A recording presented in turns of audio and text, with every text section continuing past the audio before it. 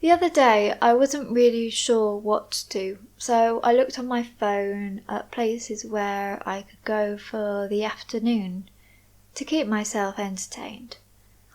I saw that there was a cat cafe in my city, and I had never been to one, so I didn't really know what it was about. I looked it up online, and I saw that the first one was in Taiwan, and it started in the 1990s and became popular in Japan after that first one in Taiwan. There are quite a lot of cafes now all around the world, and the idea is that you can go to one of these cafes and spend time with cats.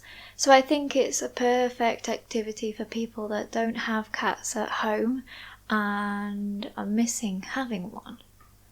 When you go to the cat cafe, the cats are roaming freely within the cafe, so they're not in cages. They're laying around, laying on the sofas, on the tables, on the floor, wherever they want to. And visitors can pet or stroke them, play with them, or just watch them in this relaxed environment. There are some things that you're not allowed to do because in the end they want to keep the cats safe and stress-free. They don't want the cats to be scared of the people who are visiting or stressed at all. There are a few rules, such as you are not allowed to disturb cats if they are sleeping. So if they are awake, you can go and stroke them, but not if they are asleep, and I think that's quite fair. You have to handle them gently, so you have to stroke them gently, and you have to follow hygiene practices like washing your hands before you go in with the cats. As it is a cafe, there are menus of drinks and light snacks. So you can have a coffee, a cup of tea, and maybe a sandwich, but you can't have a big meal there. A lot of these cat cafes partner with animal shelters so that you can adopt the cats that are at the cafe. So if you go to the cafe and you fall in love with one of those cats, you can adopt it, which is quite a nice way of doing it because I think it's different when you're using social media and you see a picture of a cat who needs rehoming, then you don't know what the cat is like, whether it's very timid or it's crazy. So it's nice to go to the cafe, meet the cat, get to know them, and then choose the one that is best for you. If you're looking for a younger cat or a more active cat, then you would be able to pick out the right one.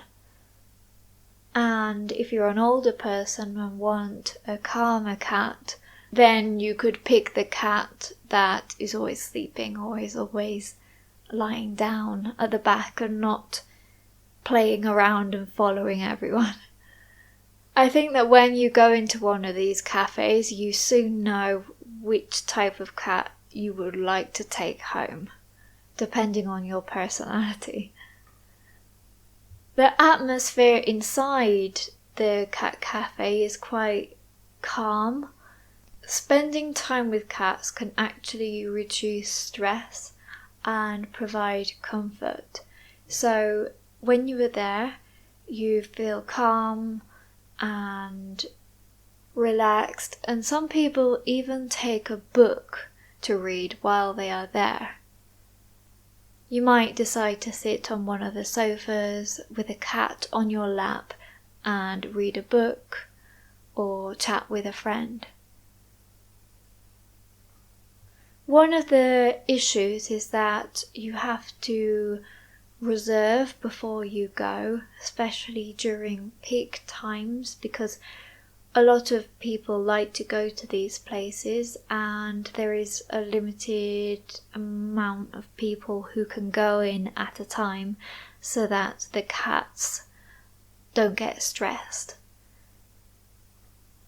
There is obviously an entry fee to help cover the costs of caring for the cats, and I have seen that is different for each place that you go to. So depending on the cat cafe, they have a different system. The one that I went to had a fixed rate of £7 per hour, which I thought was quite cheap.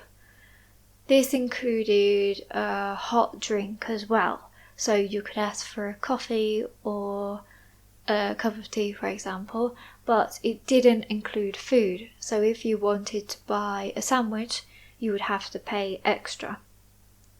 I have seen that in other cat cafes you pay per minute, and from when I've gone to other activities like this, I think that this is not as good because you're constantly thinking about how much time you spent there, and you feel rushed, like you have to leave in 20 minutes because if not it's going to be very expensive. You're more aware of the time, whereas if you pay £7 and know that you have an hour, then you don't have to look at your phone or your watch all the time to see what time it is, just in case you spent an hour and a half there without realising, which could be quite expensive. I've since gone back to this cat cafe, and the second time that I went, all of the cats were asleep. And I talked about with the people that were there, and they said that it depends on the time. If you go in the morning, then they are more awake than if you go in the afternoon. Cats are nocturnal, but their cat cafe isn't open at night, so you can't spend time with them. So I think it's best to check what time it is before you go to make sure the cats are going to be awake, because like I said before, you aren't allowed to stroke the cats that are sleeping. So it's not really worth it if you go and they're sleeping, because you're just sat there looking at them and you can't interact with them. If you have enjoyed this video, please give it a thumbs up and subscribe to my channel. Thank you, and I'll see you in another video.